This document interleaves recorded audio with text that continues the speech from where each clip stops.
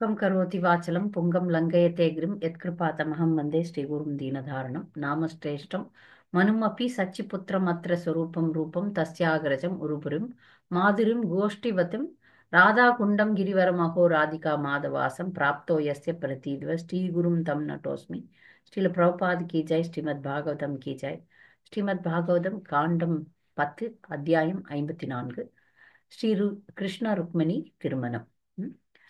சென்ற அத்தியாயத்துல கிருஷ்ணர் ருக்மிணியை அபகரித்து கொண்டு தேர்ல விரைந்ததை பார்த்தோம். இது ராட்சச திருமணம்னு சொல்லப்படுது. அப்படி அவர் செல்லும் போது அவரை பின்தொடர்ந்து சிசுபால கூட்டம், சிசுபாலன், தண்டவக்கரன், ஜராசந்தன் போன்றவர்கள்லாம் சண்டை போட்டாங்க. ஆனா அவங்களால கிருஷ்ணரை வெல்ல முடியவில்லை.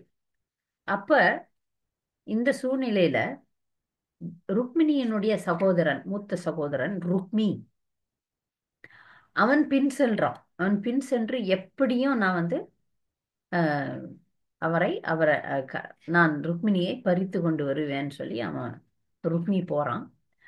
அப்படி போகும்போது அவன் தோற்று விடுகிறான். கண்டிப்பா கிருஷ்ணர் அவனை அவமரியாதை பண்ணி அனுப்பிடுறார். அந்த நேரத்துல சிசுபாலன் அவனுக்கு ஒரு ஞானத்தை கொடுக்கிறார். அது இங்க வந்து பிரசித்தமா இருக்கு. அதுக்கப்புறம் ருக்மி தண்டிக்கப்பட்டதை பார்த்து ருக்மிணி வேதனைப்படுகிறாள். அவளுக்கு பலராமர் ஆறுதல் கொடுக்கிறார். அது ஒரு உபதேசமாக இருக்கிறது. இந்த அத்தியாயத்துல இது ரெண்டு மிகப்பெரிய உபதேசங்கள் வருது. ஒண்ணு சிசுபாலன் ருக்மிக்கு சொல்றது, இன்னொன்னு பலராமர் ருக்மிணிக்கு சொல்றது.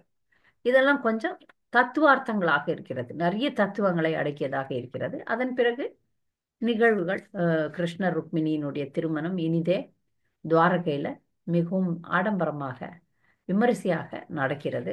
அதோட இந்த அத்தியாயம் முடியுது. இப்போ விவரமாக பார்க்கலாம். சுருக்கமா இவ்வளவுதான், விவரமா பார்க்கலாம். சுகதேவர் சொல்றார், இந்த அரசர்கள் எல்லாம் தூக்கி போட்டுட்டு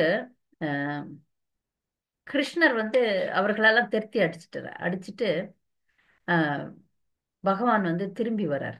திரும்பி அந்த தேரை ஓட்டி கொண்டு வரார். அப்ப வரும்போது இவ்வளவு மக்கள் வராங்களே, இப்ப கிருஷ்ணரை தாக்குவதற்காக நிறைய பேர் வராங்க இல்லையா? அதை பார்த்த உடனே ருக்மிணிக்கு வந்து பயம் வருது. இப்ப அந்த சண்டையினுடைய வர்ணனை இங்க ஆரம்பிக்குது. இந்த அத்தியாயம் வந்து எப்படி சண்டை வருது அப்படின்றத வர்ணிக்குது. அப்போ ருக்மிணி பயந்த உடனே ஒரு அழகா ஒரு வாசகம் சொல்றார் கிருஷ்ணர் ருக்மிணி கிட்ட. கண்ணழகியே பயப்படாதே, இப்பொழுது உன்னுடைய சேனையால் இந்த எதிரி சேனை அழிய போகிறதுன்னு சொல்றார். இது என்ன, உன்னுடைய சேனையால் எதிரி சேனை அழிய போகிறது அப்படின்னு? திருமணம் ஆன உடனே, ஒரு பெண்ணுக்கு திருமணம் ஆன உடனே அவளுடைய புகுந்த வீடு அவளுக்கு சொந்தமாகிறது. அதனாலதான் ஒரு பெண் திருமணமாகி அந்த மாமியார் வீட்டுல வரும்போது அந்த மாமியார் அவளை வரவேற்று அந்த வீட்டுல இருக்கிற பொருள்லாம் உண்ணுது அப்படின்னு சொல்றதுக்காக அரிசியில கை வைப்பாங்க, பருப்புல கை வைக்க வைப்பாங்க, எல்லாத்துலயும் இதெல்லாம் உனதுதாம்மா, இந்த வீடே உனதுதான் அப்படின்னு சொல்லுவாங்க. இது வந்து நம்முடைய கலாச்சாரத்தில் இருக்கிறது. கிருஷ்ணர் ருக்மிணியை எவ்வளவு நேசிக்கிறார் அப்படின்றதும், இந்த ஜீவராசிகளை எப்படி நேசிக்கிறார்ன்றதும் அந்த பொருளுரையில எழுதப்படுது. ருக்மிணிக்கு சொல்றார், நீ பயப்படாத, உன்னுடைய சேனையை கொண்டு இவர்களை அழிக்கலாம்னு சொல்றார். அப்போ தன்னிடம் இருக்கும் அனைத்தும் ருக்மிணிக்கு சொந்தமானதுன்னு சொல்றார். அப்ப இங்க பொருளுரை வந்து ரொம்ப அழகா எழுதியிருக்கிறாங்க. இப்ப நாம ஜீவராசிகளான நாம அவரை விட்டு பிரிஞ்சிருக்கோம். அவரோட நம்ம அவரை நோக்கி நாம் புறப்பட்டால், அவரை அடையணுன்ற முயற்சியில ஈடுபட்டு அவரை அடையும் போது அவருடைய அனைத்தும் நமக்கும் சொந்தமாயிடும். இது ருக்மிணிக்கு மட்டும் அவர் சொல்ல, நமக்கும் சொல்றார். அதனாலதான் இத வந்து பிரத்யேகமா இங்க வந்து பொருளுரையில சொல்லப்படுது. நாமும் அவரை சரணடைந்து அவரே கதி அப்படின்னு ருக்மிணி எடுத்த சரணாகதியை நாம எடுக்கும்போது நமக்கும் பகவான் வந்து இந்த ஆன்மீக உலகமே உனக்குத்தான், உனக்காகத்தான் நான் காத்து கொண்டிருக்கிறேன், நீ எடுத்துக்கொள்னு சொல்வார். அப்ப நாம தானே தாமதிக்கிறோம், நாம தானே அவரை நோக்கி பயணப்படுவதில்லை அப்படின்றத நம்ம புரிந்து கொள்ள வேண்டும். அதனாலதான் பிரபுபாதர் உலகம் முழுவதிலும் இந்த கிருஷ்ண பக்தியை வந்து அறிமுகப்படுத்துறாரு. இந்த கிருஷ்ணரை பற்றிய அதே செய்தியைத்தான் இன்று பிரபுபாதர் நமக்கு பகவானை நினைத்து அவருக்கு தொண்டு செய்து அவரிடம் திரும்பி சென்று பகவானுடைய ராஜ்யத்தின் எல்லையற்ற செல்வத்தை பகிர்ந்து கொள்ளுதலே அந்த செய்தி. நமக்கு ஒரு செய்தி சொல்றாரு பிரபுபாதர். இந்த இந்த ஸ்லோகத்துல நாம அறிய வேண்டிய விஷயம், நமக்கும் ஆன்மீக ராஜ்யம் காத்து கொண்டிருக்கிறது. நாம இவ்வளவு ஒரு பெரிய பணக்காரனுடைய மகன் பிச்சைக்காரனா இருந்தா எப்படி இருக்கும்? அது போலதான் நம்மெல்லாம் சின்ன சின்ன விஷயங்களுக்காக போராடி கொண்டிருக்கிறோம். பௌதிகமான விஷயங்களுக்கு போராடி கொண்டிருக்கிறோம். ஆனால் நமக்கு அளவற்ற இன்பமும் அளவற்ற குறையாத செல்வமும் காத்து கொண்டிருக்கிறது. அதனுடைய அதனுடைய மகத்துவத்தை புரிந்து கொண்டோம் என்றால் விரைவாக இந்த க்ஷணமே பகவானிடம் நாம் சரணடைவோம். அதுக்காக தான் இந்த வாசகம் இங்க சொல்லப்பட்டிருக்கு. அதுக்கப்புறம் அந்த பகவானுடைய சேனை வீரர்கள் 2 பேர் இருக்கிறாங்க. அவங்க கதன் சங்கர்ஷ்ணர். அவர்கள்லாம் எதிரிகளை அழித்து தும்சம் பண்றாங்க. அங்க வந்தவங்க எல்லாரையும் வெட்டி வீழ்த்துறாங்க. அதெல்லாம் இங்க வர்ணனை வருது. அவர்களுடைய கால்கள் கைகள்லாம் துண்டு துண்டு துண்டா விழுந்துருக்கு. அதெல்லாம் சிலதெல்லாம் யானையினுடைய தும்பிக்கை விழுந்திருந்த மாதிரி அவர்களுடைய கால் தொடைகள், ஏன்னா வீரர்கள்லாம் ரொம்ப பெருசா இருப்பாங்க இல்லையா, அவர்களுடைய கால் தொடைகள்லாம் யானையினுடைய தும்பிக்கை மாதிரி இருந்துதான். அது கரப்பா அப்படின்னு சொல்றாங்க. கரன்னா யானையினுடைய தும்பிக்கை. அது மாதிரி அங்க அவர்களுடைய கால்கள் கைகள்லாம் விழுந்து கிடந்தது அப்படின்ற வர்ணனை இங்க இருக்கு. இவர்களெல்லாம் இப்படி சண்டை போடவே அந்த வந்த சிசுபாலன், ஜராசந்தன் ஆகிய அரசர்கள்லாம் பின்னாடி ஓடுறாங்க. பயங்கரமா ஓடுறாங்க. அங்க சிசுபாலன் ரொம்ப கஷ்டமாயிடுறான். சிசுபாலனுக்கு அப்படியே பெரிய சோகம் வந்துருது. அவனுக்கு எப்படின்னா ரொம்பவே ருக்மிணியை தன்னுடையது அப்படின்னு தன்னுடைய மனைவியை இழந்தவன் போல அப்படின்னு வர்ணனை வருது. தன் மனைவியை இழந்தவன் போல அவன் பரிதவிக்கிறானாம். அப்பதான் ஜராசந்தன் அவனுக்கு ஆறுதல் சொல்றான். இந்த உலகத்துல எல்லாமே எல்லா நேரத்திலயும் கொடுக்கப்படாது. சிசுபாலா, நீ மன வருத்தத்தை விட்டுடு. இந்த உடல் பெற்ற ஜீவராசிகள் இன்பத் துன்பங்களை இன்பத் துன்பங்கள் அடைஞ்சுதான் ஆகணும். உடல் பெற்ற ஜீவன்களின் இன்பத் துன்பங்கள் நிலையானவையாக ஒருபோதும் காணப்பட்டதில்லை. இன்பம் வரும், துன்பம் வரும். இப்ப ஒரு தத்துவத்தை ஜராசந்தன் சிசுபாலனுக்கு சொல்றான். ஜராசந்தன் அவனே நல்ல அடி வாங்கிட்டு தான் இருக்கிறான். சில நேரங்கள்ல நீங்க பாத்தீங்கன்னா அசுரர்களாக இருந்தாலும் அவர்களுக்கு வாழ்க்கையின் தத்துவம் தெரிந்திருக்கிறது. இப்ப இருக்கிற அசுரர்கள்லாம் நிஜமான அசுரர்கள். அந்த வேத காலத்து அசுரர்களுக்கு ஏதோ கொஞ்ச நஞ்சம் தெரிஞ்சிருக்கு. அப்ப ஒரு பெண்ணின் வடிவில் உள்ள பொம்மையொன்று பொம்பலாட்டக்காரனின் விருப்பத்தால் நடனமாடுவதைப் போல பரமபுருஷரால் கட்டுப்படுத்தப்படும் இவ்வுலகமும் சுக துக்கங்களில் போராடி கொண்டிருக்கிறது. பரமபுருஷரை ஒத்துக்கிறான் ஜராசந்தன். ஆனா யாருன்னு தெரியல பாவம். வந்திருக்கிறது பரமபுருஷன்னு ஜராசந்தனுக்கு தெரியல. அதனுடைய காரணத்தினாலதான் இவ்வளவு பெரிய மாயையில இருக்கிறான். ஆனால் அவன் பரமபுருஷனை ஒத்துக்கொண்டிருக்கிறான். அதனாலதான் சிசுபாலனுக்கு ஆலோசனை சொல்றான், ஆறுதல் சொல்றான், ஆறுதல் கூறுகிறான். அதனால நீ பௌதிக வாழ்வு என்பது என்னன்னு அப்படின்னு புரிஞ்சுக்கோ. பௌதிக வாழ்வுல இன்ப துன்பம் வரும். அதனால நீ பொறுமையா இருக்கணும். அதெல்லாம் சொல்றான். சொல்லிட்டு நான் அந்த கிருஷ்ணனுடனான யுத்தத்துல 17 முறை நான் தோற்று போனேன். ஆனா கடைசியில நான் தான் ஜெயிச்சேன்னு சொல்றான். ஏன்னா அவனுக்கு தெரியல, கடைசியில அவன் தோத்து தான் போனான். ஆனால் நான் வெற்றி பெற்றேன்னு சொல்றான். எதுக்காக அப்படி சொல்றான்னு தெரியல. ஏன்னா அஹ், மதுராவை சுற்றி, மதுரால ஒரு மலை இருக்கும், அந்த மலையை சுற்றி நெருப்பு வச்சிருவான். அதுல கிருஷ்ணரும் பலராமரும் இறந்து விட்டனர்னு இவன் நினைச்சுக்கிறான். ஆனா அவர்கள் அங்கிருந்து துவாரகைக்கு மலையில இருந்து குச்சி வந்ததுதான் நம்ம பார்த்தோம். ஆனா ஜராசந்தனுக்கு என்னன்னா அது தோல்வியாக அவன் நினைத்துக் கொள்கிறான். அது தோல்வி கிடையாது. அதனால ஆஹ் ஒருபோதும் வருந்தவோ மகிழவோ கூடாது இந்த உலக வாழ்க்கையை நினைச்சு. இந்த உலகம் காலத்தாலும் விதியாலும் இயக்கப்படுகிறதுன்னு சொல்றான். காலம் விதி அப்படின்னு 2 விஷயத்த சொல்றான். அப்போ இந்த பொருளுரைய படிச்சோம்னா நமக்கு காலத்தை பத்தியும் விதியை பத்தியும் நாம தெரிஞ்சுக்குவோம். பரமபுருஷர் இவ்வுலகை ஆள்கிறார் என்று குறிப்பிட்ட ஜராசந்தன் அக்குறிப்பிட்ட ஆட்சி முறையையும் விளக்குகிறான். எப்படி விதி காலம் ரெண்டும் வேலை செய்யுதுன்னு பார்க்கலாம். வேதத்தில் காலம் என்ற சொல்லானது வெறும் நாட்கள், வாரங்கள், மாதங்கள் மற்றும் ஆண்டுகள் போன்ற கிரக அசைவுகளின் அளப்பு முறையை பற்றி மட்டும் குறிப்பிடவில்லை. காலம்ன்றது வந்து நாலு நட்சத்திரம், வாரம், மாதம் மட்டும் கிடையாது. மாறாத பொருட்கள் இயக்கப்படும் முறையையே உண்மையில் காலம் என்று என்ற சொல் குறிப்பிடுகிறது. மாற மாற முடியாத சில பொருட்களை மாற்றுகிறது காலம். அதுதான் மாறாத பொருட்கள் இயக்கப்படுகிறது அப்படின்னா, நாமெல்லாம் இயக்கப்படுறோம். காலம் என்பது நம்மை மாற்றுகிறது. காலம் நம்மளை உடல் ரீதியாக, மன ரீதியாக, செயல் ரீதியாக மாற்றுகிறது. அது வந்து அதுதான் காலம். நாட்கள், வாரங்கள், மாதங்கள், ஆண்டுகள் காலம் தான். ஆனா அதை விட காலம் என்பது மனிதர்களை, பொருட்களை, விஷயங்களை மாற்றுகிறதுன்றதுதான் காலம். அனைத்தும் அதனதன் விதிப்படியே அசைகின்றது. ஒவ்வொருவருடைய விதியும் காலத்தின் அசைவுகளால் தீர்மானிக்கப்படுகிறது. விதி வந்து காலத்தினுடைய அசைவுகளால் தீர்மானிக்கப்படுகிறது. ஒருத்தர் இவ்வளோ நாள் வாழணும் அப்படின்றது காலம் இல்லையா? 70 வருஷம் வாழணும் அப்படின்னா காலம். அவங்க விதி 70 வருஷத்துல முடியுது, காலம் தீர்மானிக்கிறது என்பதால் இந்த விதியானது காலம் என்றும் விவரிக்கப்படுகிறது. அப்ப விதி, காலம் ரெண்டுத்தை பத்தியும், காலம் விதி ரெண்டும் ஒன்றுக்கொன்று ஒன்றாக நமக்கு இங்க விளக்கப்படுகிறது. இதை நாம் புரிந்து கொள்ள வேண்டும். இத சிசுபாலன் சிசுபாலனுக்கு ஜராசந்தன் கொடுத்தாலும் நம்மளுக்கும் இது வந்து காலம் எப்படி செயல்படுகிறது, விதி எப்படி விளையாடுகிறதுன்றதை புரிஞ்சுக்கணும். பல நேரங்களில் நாம் விதியினால கட்டப்பட்டு இருக்கிறோம். காலம் வந்து நம்மை கடத்தி கொண்டு தள்ளி கொண்டு செல்கிறதுன்னு சொல்லலாம். காலம் நம்மை ஓட்டி கொண்டு செல்கிறது. இதுல நமக்கு சிறு சுதந்திரம் தான் உண்டு. இந்த காலத்திலும் விதியிலும் நாம் கட்டுப்பட்டு இருக்கிறோம். இதுல சிறிதளவு சுதந்திரம் இருக்கு பாருங்க. அந்த சிறிதளவு சுதந்திரத்தை முழு கிருஷ்ண உணர்வில் ஈடுபடுத்துவதற்கு நாம் முயற்சி செஞ்சோம்னா நமக்கு வந்து ஆன்மீக பாதையில் முன்னேற்றம் கிடைக்கும். இல்லைன்னா நாம் வந்து கீழே தள்ளப்படுவோம். அதனால நாம இன்னைக்கு தோத்து போயிருக்கோம். ஒரு நாள் நாமளும் அவங்கள வெற்றி கொள்வோம். நமக்கு எப்ப காலம் அனுகூலமாக இருக்கிறதோ அப்பொழுது நாம் அவர்களை வெல்லுவோம்.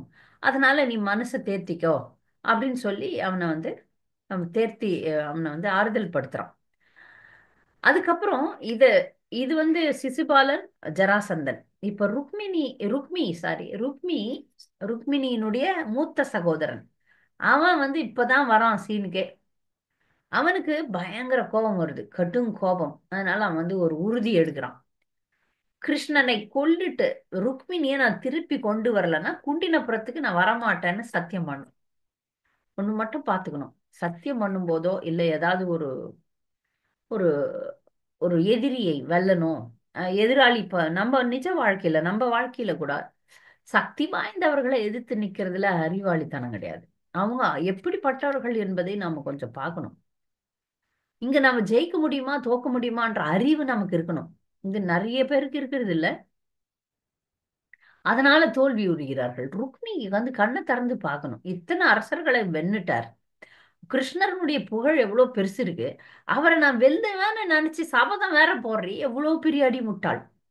பல நேரங்கள்ல நாம எல்லாம் கூட ருக்மி மாதிரி தான் இருக்கிறோம். நமக்கு நம்முடைய தகுதியே தெரியாது. நான் நிறைய பார்த்திருக்கேன் வாழ்க்கையில. நாம் நம்மை அறிய வேண்டும்னா இந்த உலகத்துல கூட நம்மால எது முடியும் எது முடியாதுன்றது அவருக்கு தெரியணும். தெரியணும். இதுவும் ஒரு விதமான தன் அறிதல் தான். நம்முடைய கெப்பாசிட்டி என்னன்னு பார்க்கணும். எனக்கு என்கிட்ட ஒரு பைசா இல்லை, நான் பெரிய 1 கோடி ரூபாய் சொத்து வாங்குறேன்ட்டு யோசிக்க கூடாது. இல்லை நான் வந்து ரொம்ப ஒரு பலவீனமான ஒரு ஆள், நான் வந்து எதிராளியை வெட்டி வீழ்த்துகிறேன்னு சூரவேஷம் பேசக்கூடாது, வீராவேசம் பேசக்கூடாது. நம்முடைய தகுதியை அறிந்து நாம் செயல்பட வேண்டும். அப்ப இங்க ருக்மிணிக்கு வந்து தகுதியே இல்லை. ஆனா அவன் வந்து பாருங்க, தன்னை பற்றி அவன் சரியாவே அறிந்திருக்கவில்லை என்றதுதான் முக்கியமான கருத்து. அப்ப தன்னுடைய வீரியத்தில் அகந்தை கொண்டுள்ள துஷ்ட மனம் படைத்த இந்த இடைச்சிறுவன் பலாத்காரமாக என் தங்கையை கடத்தி சென்று விட்டான். அதனால இன்னைக்கு நான் அவனை கண்டிப்பாக அவனுடைய அகந்தையை அழிப்பேன்னு சொல்றான். ஆனா இவனுடைய அகந்தை தான் போகுது. அப்ப வந்து பெரிய படை, ஒரு அக்ஷௌகினி எடுத்துட்டு போறான். ஒரு பெரிய இராணுவ பிரிவு. ஒரு அக்ஷௌகினி எவ்வளோன்ட்டு நம்ம ஏற்கனவே பார்த்துட்டோம். எத்தனை யானை, குதிரை, தேர், எத்தனை காலாட்படை எல்லாம் சேர்ந்தது தான் ஒரு அக்ஷௌகினி. அந்த ஒரு அக்ஷௌகினி எடுத்துட்டு போறான். போயிட்டு சண்டை போடும்போது கண்டிப்பா கிருஷ்ணரை போய் தோல்வியுற பண்ண முடியுமா? கிருஷ்ணரை வெல்ல முடியாது. அதனால இந்த நொடி பொழுதுல ஒண்டி கொண்டு வா நான் சண்டை போடலான்னு வீராவேசம்லாம் பேசுறான். என்னென்னவோ பேசுறான். தகாத வார்த்தைகள்லாம் கிருஷ்ணரை திட்டுறான். கிருஷ்ணர் வந்து நீ பாரு இந்த மாதிரி எல்லாம் பேசாத, நியாயம் இல்லைன்னு சொல்றாரு. ஆனாலும் ருக்மி ரொம்ப ஆட்டம் போடுறான். பகவான் வந்து ருக்மியினுடைய 4 குதிரை மேல 8 அம்பு விடுறாரு. அவனுடைய தேரோட்டி மேல 2 அம்பு விடுறாரு. அதுக்கப்புறம் வந்து தேர்கொடிய 3 அம்பு விட்டு கீழே தள்ளி விட்டுறாரு. அதுக்கப்புறம் அஹ், ருக்மி என்ன பண்றான்? பகவான் பேர்ல 5 அம்பு விடுறான். அந்த 5 அம்பு கிருஷ்ணர் ஒண்ணும் பண்ணல. அப்படி தள்ளி விட்டுட்டு ருக்மியை பிடிக்கிறார். பிடிச்சு எல்லாத்தையும் அவனுடைய அன்பெல்லாம் தூள் தூள் தூள் ஆக்கிட்டு அவன் அனுப்புற ஆயுதங்கள் எல்லாம் எதிர்க்க அம்பு விட்டு எல்லாத்தையும் உடைச்சிடுறாரு. உடைச்சிட்டு இப்ப இனி ருக்மியை கொன்னுடலாம் அப்படின்னு சொல்லிட்டு போறார். அப்பதான் ருக்மிணி வந்து காலை பிடிச்சிட்டு அழுவுறா. அது ஒரு அழகான ஸ்லோகமா இருக்குங்க. யோகேஸ்வரரே, அளவிடற்கரியவரே, தேவதேவரே, உலக நாயகரே, மங்களகரமானவரே. இங்க ஒரு வார்த்தை வந்துருது பாருங்க, மங்களகரமானவரே. அப்ப அமங்கலத்தை செய்யாதீங்கன்னு அர்த்தம். அந்த பிரார்த்தனையிலேயே பிரார்த்தனை செய்பவர்களுடைய மனநிலையை நம்ம பார்த்துக்கலாம். இப்ப மங்களகரமானவரே அப்படின்ட்டா என்ன அர்த்தம்? இங்க அமங்கலமான செயல்லாம் நீங்க செய்யக்கூடாதுன்றது அர்த்தம். புஜபலம் படைத்தவரே, தயவு கூர்ந்து என் சகோதரரை கொல்லாதீர்கள்னு சொல்றார். என்னதான் கணவனுக்கே கட்டுப்பட்டவர்களாக இருந்தாலும் பெண்களுக்கு வந்து தாய் வீட்டார் மேல ஒரு பாசம் இருக்கும். அவன் கெட்டவனா இருந்தா கூட அது ரத்த சம்பந்தம். அத ருக்மிணி அம்மா வந்து அதுதான் இப்ப காட்டுறாங்க. அவளுக்கு வந்து தெரியும் ருக்மி வந்து தவறானவன்னு தெரியும். ஆனாலும் பாசம் கூட பிறந்தவனாச்சே அப்படின்றதுனால. அதனால அவ வந்து ரொம்ப துடிக்கிறா. சகோதரனாச்சே அப்படின்னு சொல்லிட்டு. இது உண்மை. இது அன்பு கண்டிப்பா இருக்கணும் சகோதரர்கள் மேல. அது இருக்கு.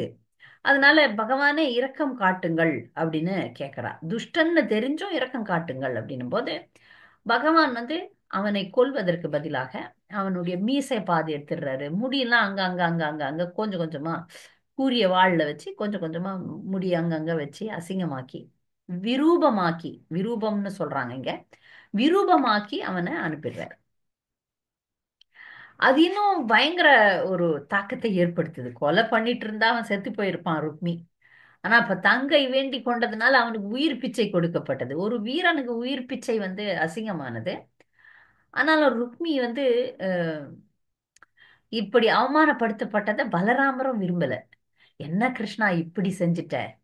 என்ன இருந்தாலும் நம்முடைய உறவினராச்சே, அந்த மாதிரி பண்ணக்கூடாது அப்படின்னு சொல்லி அவர் வந்து திட்டுறார். பலராமர் திட்டுறார். ருக்மி அங்கிருந்து ஓடி போறான். அதுக்கு நடுவுல இதை பார்த்து ருக்மிணிக்கு சந்தோஷம் இல்லை. அப்படி சகோதரன் அவமானப்படுத்தப்பட்டிருக்கிறான்னு ஒரு அழுகை இருக்கு, ஒரு சோகம் இருக்கு. அந்த சோகத்திற்காக பலராமர் ஒரு ஒரு உபன்யாசம் கொடுக்கிறாருன்னு வச்சுக்கோங்களேன். அவ்வளவு ஒரு அருமையான உபன்யாசம் அது. ஆழமா படிக்கணும். அது கேள்விகள் நிறைய எழுதியிருக்கிறேன் அதை குறித்து. அப்ப அவர் சொல்றார், இந்த மனிதர்களை மாயை வந்து வசப்படுத்தும். அதனால நம்ம வந்து சில பேரை நண்பர்கள் நினைக்கிறோம், சில பேரை எதிரிகள் நினைக்கிறோம், சில பேரை நடுநிலையாளர்கள். நான் எதிரியும் கிடையாது, நண்பனும் கிடையாது, நடுநிலையாளர்கள்னு நினைக்கிறோம். அதனால ஆனா வந்து பகவானை இப்போ அஹ், சில மக்கள் எப்படி அறியாமையில இருக்கிறாங்கன்னு சொல்றார். எப்படி இந்த உலகம் இருக்கிறது, உலகத்துல மக்கள் எப்படி இருக்கிறாங்க, நீ ஏன் கவலைப்படுற? ருக்மிணியே நீ கவலைப்படாத அப்படின்னு சொல்லிட்டு ஒரு ஆத்ம ஞானத்தை இங்க வழங்குறார். கொஞ்சம் ஆழ்ந்து படிக்க வேண்டிய கருத்து. அப்ப வந்து அவர் சொல்றார், பலராமர் சொல்றார், ஆகாயத்தில் உள்ள ஒளியை அல்லது ஆகாயத்தை ஒருவர் பலவாக காண்பது போல உடல் பெற்ற எல்லா ஜீவன்களிலும் வாழும் ஒரே பரமாத்மாவை மூடர்கள் பலவாக காண்கின்றனர். உடல் எல்லாத்துலயுமே வந்து எல்லா ஜீவராசிகள்லயும் பரமாத்மா இருக்கிறார். ஆனா அவர் ஒருத்தர் தான். எப்படின்னு ஒரு உதாரணம் சொல்லப்படுது. வானத்துல வந்து நிலா வருது. அந்த நிலா வந்து அஹ், நதியில போகுது, கடல்ல போகுது. கடல்ல பிரதிபலிக்கும். நதியில, குளத்துல, கிணத்துல நீங்க ஒரு சின்ன பாத்திரத்துல தண்ணி வச்சிருந்தீங்கனால அதுலயும் விழும் நிலா. அப்ப இத்தனை நிலாவான்னு பார்த்தா இல்ல. அது எல்லா இடத்துலயும் பிரதிபலிக்கிறது. ஆனா நிலா என்பது ஒன்றுதான். சந்திரன் என்பது ஒன்றுதான். அதே போல ஆகாயம். ஆகாயம் பார்த்தீங்கன்னா, ஆகாயம்ன்றது வந்து இந்த இது இது ஆகாயம். மொத்தமே ஆகாயம். இந்த வெளி இருக்குல்ல, அது ஆகாயம். அப்ப நம்ம ஒரு வீட்ல ஒரு பானைகள்லாம் வச்சிருந்தேன், அதுலயும் ஆகாயம் இருக்கு. அப்ப எல்லா இடத்துலயும் பகவான் இருக்கிறார். ஆனா அவர் இரண்டற்ற ஒன்று. பகவான் ஒன்று தான். அதுதான் இங்க வந்து சொல்லப்படுது. இரண்டற்ற ஒன்று. அவர் வந்து எப்படி விறகில் நெருப்பு இருக்கிறது. விறகுல பாத்தீங்கன்னா நெருப்பு இருக்கு. அது போல அவர் வந்து எங்கும் பரவி இருக்கிறார். பகவான் வந்து எல்லா இடத்துலயும் பரவி இருக்கிறார். அவர் இரண்டற்ற ஒன்று அப்படின்றத விஷயத்த ருக்மிணிக்கு வந்து பலராமர் சொல்றார். அதனால இந்த ஜட உடலுக்கு ஆரம்பம் உண்டு, முடிவு உண்டு. அதனால அறியாமையினால எப்போ ஒரு ஆத்மா, எப்போ ஒரு ஜீவன் தன்னை இந்த உடல்னு நினைக்குதோ அப்போ வந்து பிறவிகள் உண்டு. அதனால உன்னுடைய உடலுக்கு சொந்தமான இந்த சகோதரன் மேல பற்று வைக்காதன்னு பூடகமா சொல்றார். அப்புறம் இன்னொரு முக்கியமான விஷயம், அறிவுள்ள பெண்ணேன்னு சொல்றார். அறிவு இருந்தா இந்த மாதிரி தேக தேகத்தோட சம்பந்தப்பட்ட விஷயங்கள் மேல கவலை வரக்கூடாதுன்றதுக்காக அறிவுள்ள பெண்ணே, ஆத்மாவிற்கு நிலையற்ற ஜட பொருட்களுடன் ஒருபோதும் தொடர்போ பிரிவோ கிடையாது. ஜட பொருளோட தொடர்பு கிடையாது, பிரிவும் கிடையாது. ஏனெனில் அவற்றிற்கு மூலமாகவும் ஒளியூட்டும் கருவியாகவும் விளங்குவது ஆத்மாவே ஆகும். இவ்விதமாக அஹ், காட்சி புலன் மற்றும் காட்சி ஆகியவற்றுடன் தொடர்பு கொள்ளாததாகவும் அவற்றிலிருந்து பிரியாததாகவும் உள்ள சூரியனை ஒத்துள்ளது ஆத்மா. இப்ப எப்படி இந்த இந்த ஆத்ம ஞானத்தை கொடுக்கிறார். நீ வந்து ஆத்மாவுக்கு வந்து ஜட பொருட்களோட பிரிவும் கிடையாது, தொடர்பும் கிடையாது. அதனால நீ வந்து இதை பத்தி கவலைப்படாத. எப்படி சூரியன் காட்சி புலன் காட்சி ஆகியவற்றுடன் தொடர்பு கொண்டுள்ளது. சூரியன் இருக்கிறதுனால தான் நம்மால பார்க்கவே முடியுது. அது போல இந்த அஹ், இந்த சூரியன் வந்து பொருட்களோட பிரியாதது. ஆனாலும் சூரியன் வந்து தனிப்பட்டது. இந்த பொருட்களோட சூரியனுக்கு சம்பந்தம் கிடையாது. அது போல ஜீவன் வந்து யாரு அப்படின்னா பகவானுக்கு இங்க வந்து ஜீவன்களை பத்தி பேசும்போது ஜீவன் இந்த ஜீவராசிகள்லாம் வந்து எப்போ பௌதிக உலகத்தை சுரண்டி எடுத்து வாழணும்னு நினைக்கிறோமோ அப்பதான் இங்க தள்ளப்படுறோம். யாருக்கெல்லாம் இந்த பௌதிக உலகம் கொடுக்கப்பட்டிருக்கு, யாரெல்லாம் இதை அனுபவிக்கணும்னு நினைக்கிறோமோ அவங்களுக்கு தரப்படுது. அதனாலதான் பிரபுபாதர் சொல்றாரு, சின்ன சின்ன ஆசைகள் இருந்தாலும் நாம் இந்த உலகத்தை விட்டு போக முடியாது. அதனால இந்த ஜட உலகத்தை சுரண்டி வாழும் ஜீவராசியின் இச்சையினால் ஜட உலகம் பராமரிக்கப்படுகிறது. இப்ப வந்து சிறைச்சாலையை வைக்கணும்னு ஒரு மன்னன் நினைக்கிறதே கிடையாது. ஒரு நாட்டுல சிறைச்சாலை இருக்கு. அந்த சிறைச்சாலை எதுக்கு? தப்பு பண்றவங்கள போடுறதுக்காக. அந்த மன்னனுக்கு எல்லாருக்கும் தண்டனை கொடுக்கணும்னு ஆசையா இல்ல. ஆனா நான் கண்டிப்பா தப்பு பண்ணுவேன், நான் சிறைச்சாலையில தான் வாழுவேன்னு சொல்லக்கூடிய குற்றவாளிகள் உலகத்துல நிறைய இருக்கிறாங்க. அப்படிப்பட்டவர்களுக்காக சிறைச்சாலையை பராமரிப்பது மன்னனுடைய கடமையாயிடுது. அது போல நான் கண்டிப்பாக பௌதிகத்தை சுரண்டி ஜடத்தை சுரண்டி வாழ்வேன்னு ஜீவராசி நினைக்கும் போது ஜட உலகத்தை பராமரிக்க வேண்டிய கடமை பகவானுக்கு இருக்கு அப்படின்னு சொல்றார். இங்க பல விஷயங்கள், இங்க தத்துவார்த்தமான விஷயங்கள் வந்து சொல்லப்படுது. அதுல ஒரு முக்கியமான, இந்த ஸ்லோகத்துல ஒரு முக்கியமான சொல் தத்தே துத்வாத் அப்படின்ற ஒரு சொல்லு. இந்த சொல் வந்து என்னத்த சொல்லுதுன்னா, பகவான் இந்த மக்களுக்காக, யாரு கண்டிப்பா நாங்க வந்து ஜட இயற்கையை அனுபவிப்போம்னு நினைக்கிற ஜீவராசிகளுக்காக தன்னுடைய சுய சக்தியை விரிவுபடுத்தி இந்த பிரபஞ்சத்தை ஏற்படுத்துகிறார் அப்படின்னு சொல்லப்படுதுங்க. அது போல அவர் வந்து பலராமரை, நீ யாருமா, நீ யாருன்னு யோசனை பண்ணுமா அப்படின்னு சொல்றார். இந்த ஸ்லோகம் 47ல பொருளுரையில ஒரு தவறு இருக்கு, அதை நீங்க மாத்திக்கங்க. இங்க பிரம்மதேவர் இங்கு விவரிக்கிறார்னு சொல்றார், எழுதியிருக்காங்க. அது பலதேவர் தான் ருக்மிணிக்கு வந்து ஆலோசனை சொல்றார். அது பிரம்மதேவர்னு தவறா எழுதியிருக்காங்க, நீங்க மாத்திக்கங்க. 47வது ஸ்லோகம் பொருளுரையில. அப்ப அஹ், ருக்மிணிக்கு ஆத்ம ஞானத்தை கொடுக்கிறார். ஆத்ம ஞானத்தினுடைய தொடர்பாக அவர் சொல்றார், இந்த உலக வாழ்க்கை என்பதே ஒரு கனவு மாதிரி. அந்த கனவு வந்து அந்த கனவுல ஒரு மனிதன் நிஜ வாழ்க்கையில கனவு காணும் போது முழிச்சிட்ட பிறகு கூட அந்த கனவுனுடைய ஞாபகம் இருக்கும். அப்ப அறிவற்றவன் பௌதிக வாழ்வை அனுபவிக்கிறான். இந்த கனவுல அனுபவிக்கிற மாதிரி தான் நாம வந்து பௌதிக வாழ்க்கையை அனுபவிக்கிறதுக்கு விரும்புறோம் அப்படின்றத சொல்றார். அதனால புன்னகை இளவரசியே, நீ வந்து உன்னுடைய இயல்பு இது கிடையாது. நீ யாரு? நீ லக்ஷ்மி தேவி. அதனால சந்தோஷமா இரு, இதெல்லாம் விட்டுடு அப்படின்னு சொல்றார். அப்படி சொல்லி பலராமர் வந்து ருக்மிணியை ஆறுதல் படுத்துறார். இதுக்குள்ள நம்ம ருக்மி வந்தாருல்ல, திரும்பி தோல்வியுற்று வர்றாரு. வந்தா திரும்பி நான் நாட்டுக்கு வரமாட்டேன்னு சபதம் பண்ணிட்டார்ல. அதனால அவர் என்ன பண்ணார், வீரா வேவசமா ஒரு பட்டினத்தையே உருவாக்கினாராம். அவருக்குன்ட்டு அவரு அவர் வந்து அந்த வார்த்தை ரொம்ப அழகா இங்க சொல்லப்பட்டிருக்கு. சக்ரே போஜகடம் நாம நிவாசாய மகத்புரம். சக்ரே போஜகடம் நாம ஒரு போஜகடம் அப்படின்னு ஒரு ஊரே. அதுல வந்து எல்லா வசதியும் ஒன்றும் நம்ம பரத மன்னர், சாரி, பரதன், ராமருடைய சகோதரன் பரதன், ராமர் இல்லைன்னா நான் நாட்டுல வாழ மாட்டேன், நான் காட்டுல வாழ்வேன்னு எளிமையா வாழ்ந்தார். இவர் அப்படி இல்லை, நாட்டுக்குள்ள போக முடியாது, அதனால இன்னொரு நாட்டை நான் உருவாக்கிக்கிறேன்.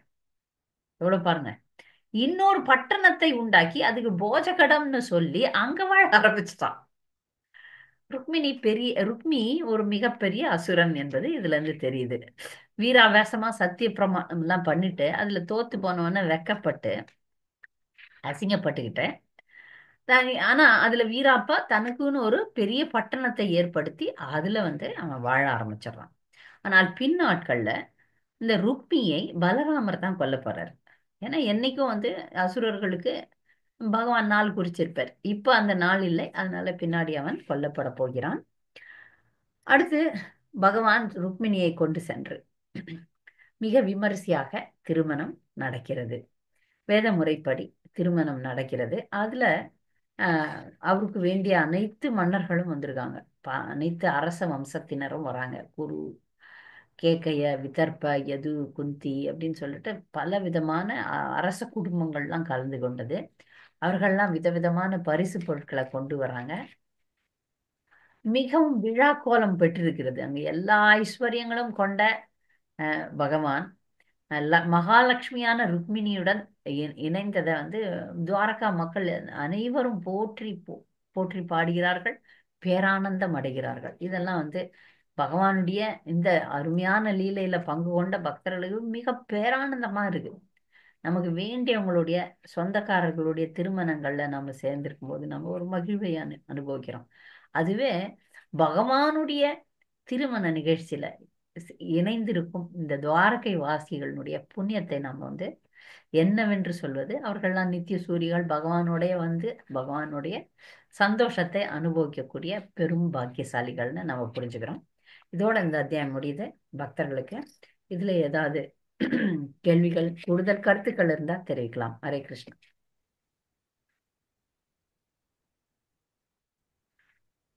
நிறைய கருத்துக்கள் இருக்கு இந்த அத்தியாயத்துல, ஆனாலும் நான் வந்து சுருக்கமா ஹரே கிருஷ்ணா. உங்களுக்கு வந்து கேள்விகள்ல நிறைய கேள்விகள் வந்திருக்கு. அதுல நீங்க பதில் பார்த்து படித்துக் கொள்ளலாம். வசந்தி மாமி கேளுங்க. அந்த கோபிகளுக்கெல்லாம் அந்த பாக்கியம் கிடைக்கலையா அப்போ? அவெல்லாம் அங்கதானே இருக்கா? இப்போ பௌதிக உலகத்துல இது கொஞ்சம் ஒரு ஒரு சில விஷயங்கள் வந்து நம்ம சாமான்யமா நாங்க டிஸ்கஸ் பண்றது கிடையாது. ஆனாலும் இப்ப நீங்க கேள்வியா கேட்டதுனால எவ்வளவு தூரம் மக்கள் புரிஞ்சுக்கிறீங்களோ புரிஞ்சுக்குங்க. எனக்கு தெரிஞ்ச விஷயத்த நான் உங்களுக்கு சொல்றேன். இதுல பாக்கியசாலி யாருன்னு பாத்தீங்கன்னா கோபியர்கள் தான். அதிகமாக கிருஷ்ணரை நேசித்தவர்கள், அதிகமாக கிருஷ்ணரிடமிருந்து சுகம் பெற்றவர்கள் யாருன்னு பாத்தீங்கன்னா கோபிகள் தான். இது வந்து பராக்கிய ரசம்னு சொல்லப்படுது. இதெல்லாம் வந்து சாதாரணமா பேசக்கூடாது. ஆனாலும் நீங்க கேள்வியா கேட்டதுனால இது பராக்கிய ரசம் அப்படின்னா திருமணமான உறவை விட திருமணம் ஆகாத ரகசியமான உறவு கொண்டனர் கோபியர்கள். அதை வந்து ஆன்மீகத்துல மிக உயர்ந்த ரசமாக கூறப்படுகிறது. பௌதிகத்துல அது ஒரு தாழ்ந்த விஷயம். ஆனா ஆன்மீகத்துல அவங்க வந்து காதலிகள். அந்த காதலிகள் அனுபவிச்சது ரொம்ப மிகப்பெரிய இன்பம். நம்ம வந்து இப்ப இத வந்து இதை இதை கூறணுன்றதுக்கு தான் நம்ம சம்பிரதாயமே. நாம யார் பின்பற்றுறோம்னா நம்ம கோபிகளை தான் பின்பற்றுறோம். ரம்யாவது அந்த ஸ்லோகம் யாருக்கு தெரியும்? ஆராத்யோ பகவான் பிரஜேச தனைய. அதாவது நமக்கு ஆராதனைக்குரிய பகவான் கிருஷ்ணர். நாம வந்து விருந்தாவனத்தை தான் போற்றி வணங்குகிறோம். நமக்கு கோபியர்கள் தான் மிக சிறந்த பக்தர்கள். கோபியர்களை பின்தொடர்ந்து தான் நமக்கு போனோம். நமக்கு ஸ்ரீமத் பாகவதம் தான் மிக உயர்ந்த இலக்கியம். அதுதான் நமக்கு வந்து கிருஷ்ண பிரேமையை கொடுக்கிறது. இதுதான் சைத்தன்ய மகாபிரபுனுடைய கருத்து. மிக மிக முக்கியமான கருத்து அப்படின்னு சொல்லிட்டு ஆராத்யோ பகவான் விரஜேச விரஜேச தனயன் தத்தாம விருந்தாவனம் அப்படின்னு ஒரு ஸ்லோகம், ஒரு ஃபேமஸ் ஸ்லோகம். மாதாஜி நீங்க சொல்லி கொடுத்துருக்கீங்க, நான் சொல்லுங்க சொல்லவா மாதாஜி? சொல்லுங்க சொல்லுங்க. ஹரே கிருஷ்ண மாதாஜி. ம். ஆராத்ய பகவான் பிரஜேசதனய दद्दाम वृन्दावनम् रम्या काचिदुपास्न व्रजवधू वर्गेण या कल्पिता श्रीमद्भागवतम् अमलं पुराणं प्रेम पूमार्तो मकान् समर्पयितुमुन्नतोज्ज्वलरसं स्वभक्ति श्रियम् हरिः पुरद सुन्दर कदम्ब सन्दीपिता सदा हृदय कन्दरे स्फुरदौ வசச்சி நந்தனக. ரெண்டு ஸ்லோகத்தை சேர்த்து சொல்லிட்டேன், ஒரு இல்ல ஸ்லோகம் இதுல மட்டும்தான். ஸ்ரீமத் இது சைத்தன்ய மகாபிரபுர் மதமிதம் அப்படின்ட்டு வரும். சைத்தன்ய மகாபிரபுனுடைய கருத்து இதுன்னு வரும் கடைசி. ஆமா கரெக்ட். மாதாஜி, சைத்தன்ய மகாபிரபு மதமிதம் தத்ரார்ப்பிதா ந பரா. அதுதான் கடைசி வரும். அப்ப சைத்தன்ய மகாபிரபு நமக்கெல்லாம் சொல்றாரு இது பராக்கிய ரசம். இப்ப ருக்மிணி எல்லாம் வந்து அவ்வளவு சுகம் அனுபவிக்கல கிருஷ்ணரோட. கிருஷ்ணருக்கு வந்து கோபிகள்ல வந்து ஸ்ரீமதி ராதாராணி தான் பிரதானம். நாம வந்து ருக்மிணி கிருஷ்ணரை வணங்குறோம், ஆனா அவ்வளோ இல்ல ராதா கிருஷ்ணரை வணங்குற அளவுக்கு. அதனால இப்ப அந்த பாக்கியம்ன்றதை விட இவங்க தான் ஃபீல் பண்றாங்க. ருக்மிணி எல்லாம் இப்போ நம்ம பாஸ்ட் டைம்ஸ்ல பார்க்க போறோம். ருக்மிணி கிருஷ்ணர் எப்ப பாரு கண்ணை மூடிட்டு கோபி கோபின்னு தான் சொல்லிட்டு இருப்பாராம். அவர்கள் மனைவிகளாக இருந்தாலும் கிருஷ்ணருடைய மனம் கோபிகளுக்கும் ராதாராணிக்கும் தான் அதிகமா தரப்பட்டது. இதை அறியணுன்றது தான் நம்ம சம்பிரதாயத்தினுடைய அஹ், மிக முக்கியமான ஒரு கொள்கையே. அதை அவர்களை பின்பற்றுறது தான் நமக்கு வந்து அவர்களுடைய வழி பின்பற்றி கோலோக விருந்தாவனம் போறது தான் நம்மளுக்கு. துவாரகை எவ்வளவு பிரசித்தம் கிடையாது நமக்கு. துவாரகையும் இருக்கு ஆன்மீக உலகம்.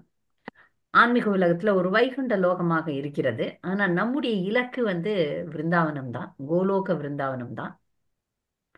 அதனால அப்படி ஒப்பிட்டு பார்க்கையில் கோபியர்களுடைய அன்பு கிருஷ்ணருடைய கோபியர்களோட அந்த உறவு தான் மேன்மையானது. திருமணம் செய்து கொள்ளவில்லை, ஏன்னா அது நம்ம உலகாலய வழக்கத்துல திருமணம் செஞ்சாதான் அங்க சக்சஸ்ன்னு நினைக்கிறோம். இங்க சக்சஸ் வந்து வெற்றி வந்து கோபியர்களுக்கே. ஹரே கிருஷ்ணா. புரிஞ்சிருக்கோம்னு நினைக்கிறேன். பராக்கிய ரசம் புரிஞ்சுதா மாமி? ஹரே கிருஷ்ணா. ஏதோ புரியுற மாதிரி இருக்கு.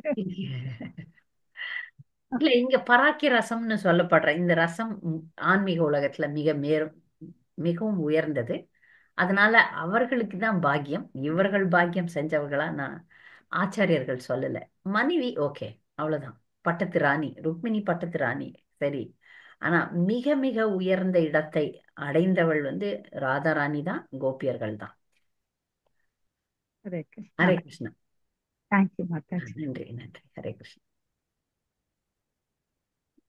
ஹரே கிருஷ்ணா மாதாஜி, இந்த சுலோகத்தை கொஞ்சம் அனுப்ப முடியுமா மாதாஜி? அனுப்பிடுறேன். இது ரொம்ப ஃபெமிலியரான ஸ்லோகம் மாதாஜி. ஆராத்யோ பகவான். இது சைத்தன்ய சரித்திரத்துல வர்றது. நல்லா இருக்கு மாதாஜி. ம். நன்றி மாதாஜி. நன்றி. ஹரே கிருஷ்ணா.